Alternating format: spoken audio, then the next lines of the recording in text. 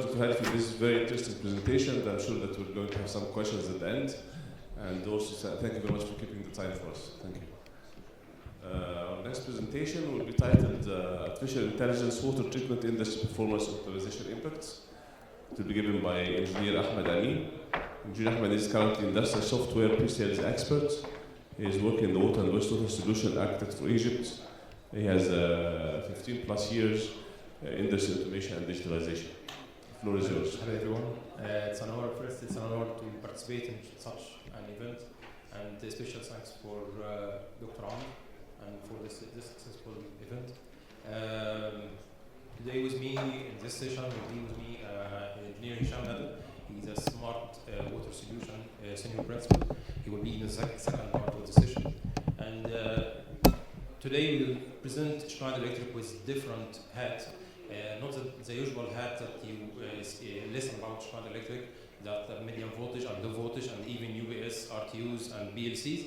No, today we'll present Schneider Electric as a digital transformation leader regarding to water segment. So we'll talk about how we think about digital transformation in this segment. Second, we will talk about something called Unified Operation Center, will be used in the enterprise level. Then we'll talk about, through Hisham, we'll talk about EcoStruxure Cycle Advisor software. It's a dedicated software for water segment. And one of the software has selected today regarding to water loss management. And last thing will be the conclusion. Okay, when we talk about sustainability and decarbonization and GHG emission, it's side by side by digital transformation. When we think about sustainability and decarbonization, we have to think about digital transformation. And in Schneider Electric, our approach in digital transformation in the water segment focus on 4 pillars. The first pillar is regarding to the operation itself. So when we have a dedicated products and softwares regarding to the operation, and when I'm saying operation today, I don't mean only monitor and control your process, like SCADA system, but also I'm talking about how to reduce the downtime, how to make a simulation which will help the operators to be more efficient in their operation. Second, we will have the second pillar in the digital transformation is about energy management and how to have an energy efficiency. And of course, when you have an energy efficiency, you are targeting the sustainability goals. Third thing is regarding to the asset management. And when we talk about an asset management today, we are talking about predictive analytics and how to make a proper maintenance to your assets and how to have the longest lifetime to your assets, and of course the lowest downtime of your asset, and by default to reduce the total cost of ownership of your assets. Last thing, the fourth pillar is when we talk about digital transformation and the softwares and so on, we can't ignore the pillar of cybersecurity. And in Schneider Electric, we do the cyber security assessment service regarding to the IT layer and also for the OT layer. Okay, how we reach this approach? We have 3 main axes regarding to water segment to reach this digital transformation approach.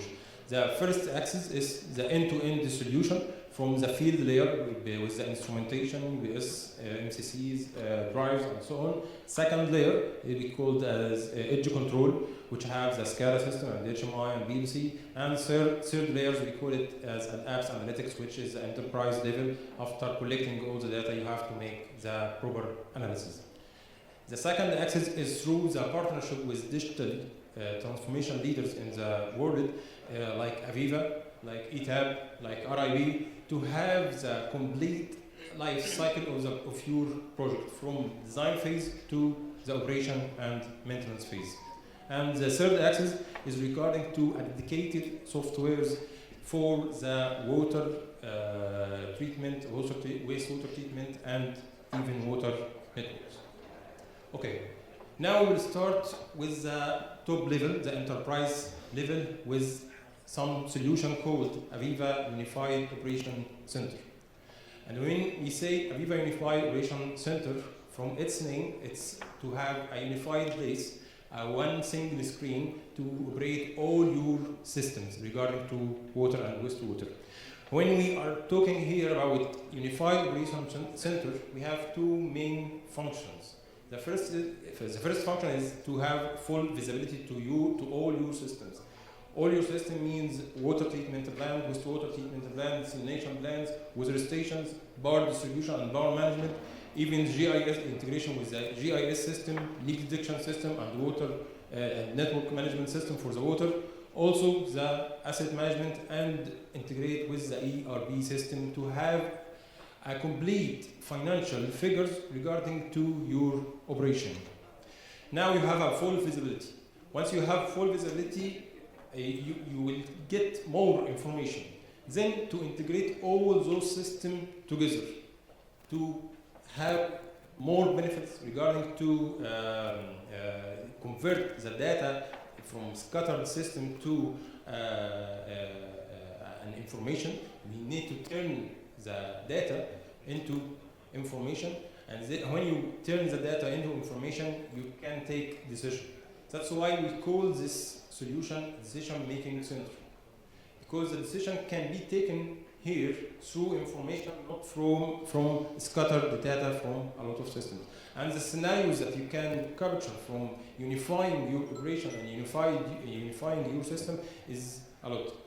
First, of course, you can ensure your compliance with the regulation of government regulation, reduce downtime, reduce GHG, greenhouse gases, and one of the information I have that greenhouses, the water segment, contribute with 3 to 10% of greenhouse gases worldwide. So we need to focus, when we think about decarbonization, we have to focus about reducing the green GHG. Reduce waste, reduce operation cost, and manage complexity of the project, and of course the energy efficiency and water conservation. And one of the things that mentioned by Dr. Amr, the operation and maintenance, it's one of the important challenge in regarding to water and wastewater industries. By this system, you can have an integration between the operation and the maintenance. And this system comes with a workflow management. This workflow management will make the management of the people very easy, and you can publish work orders and trace this work orders till you have finished it. The mindset of digital transformation when it comes to water treatment is you have to manage your assets, you have to manage your people, and you have to manage your energy. By those three pillars, we can achieve the goal that we hear today. So we can achieve the goal of sustainability and decarbonization. That's it, and now we will move forward for a dedicated software with Hisham Nada. Thank you.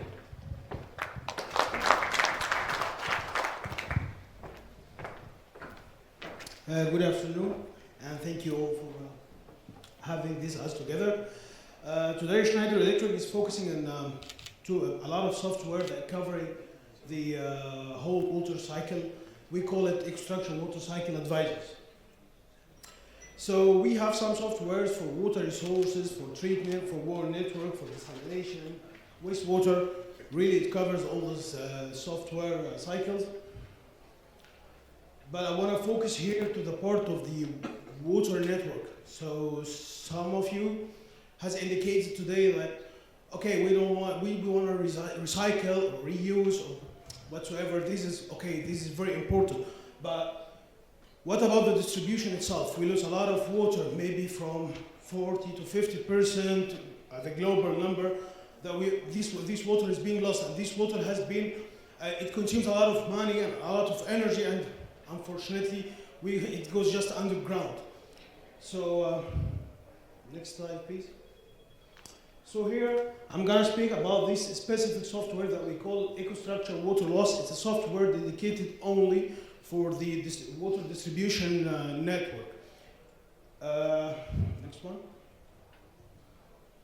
Okay, this software that we call water loss, this software is above the SCADA levels, above all the systems that you can have, like, okay, you have at the field, you have some instrumentation, you have the measurement, you have some SCADA, PLCs, RTUs. This is okay, this is fine. So you have a lot of data, but you don't make a use of it. Which means here, this data that cannot lead to the right decision at the management or the control center. So you don't know from the operation perspective what to do with these data. So when using this kind of business intelligence platform software that we call water loss, this software is calculating the water loss inside your network based on what we call minimum night flows, or like theories. Well, these say are called minimum night flow or night line measurements. This software deals with the water network from what we call like top-down approach or bottom-up approach, which means here it makes like segregation or accumulation of these water uses along a specific DMA or a specific sector of the water network, and then you can have a detailed, what we call detailed table for what we call non-revenue water, not only leakage, because, okay, for a fast definition for non-revenue water, it's with the water that you spend energy, money, and blah, blah, blah, blah, blah, but you didn't get paid for it whatsoever. This is a public, public sector is operating it, or just a private sector, or whatsoever. So you invest a lot of money, a lot of energy, you have a climate impact, you have an environmental impact, but there is no revenue from this water. So this is a very fast definition of what we call non-revenue water. So according to the International Water Association, there is like a categorization of what is the non-revenue water. It could be leakage, it could be unbilled water, it could be stolen water, it could be, okay, I know this is water, but this is unmetered from the beginning. At the second layer of this software, okay, I have a certain DMA or a certain sector or whatever. I know I have a leakage or a part of non-revenue water. So what's next? What I'm gonna do with? Okay, I know there is a leakage. So we have a module called active leakage control. So you have to make categorization for this leakage to know, okay, I will stop my operation right now and go for this leakage or this part. I have to fix it right now. Or okay, I can postpone it to the regular maintenance works, and what exactly to the team that will go to the site to fix it and to locate this leakage also if it's leakage. And at the other, or the last part of this software, we call it the KPIs and reports. Okay, so we know that, okay, I have a lot of data as we said, but to make use of it, you need to see it in one screen, like, okay, I know what will be the KPIs of the pressure, of the flow, the amount of leakage, the amount of billed, unbilled. Thanks to the International Water Association, give out these guidelines at a very important table that we follow it. So a lot of reports that you don't need to spend too much time to get these reports from here and there, and you don't have to rely on people to generate these reports. These reports could be generated automatically, whatsoever the basis, the time base you need. Okay, so we can say that we have here 20% of water loss reduction in one network, and this is already applied in many cities. This is not a theory, this is already applied. And so you can have a reduction of like 15% in operation costs, and then we have 90% time for leakage calculation and reporting reduction, and this has been achieved before. The next slide, please.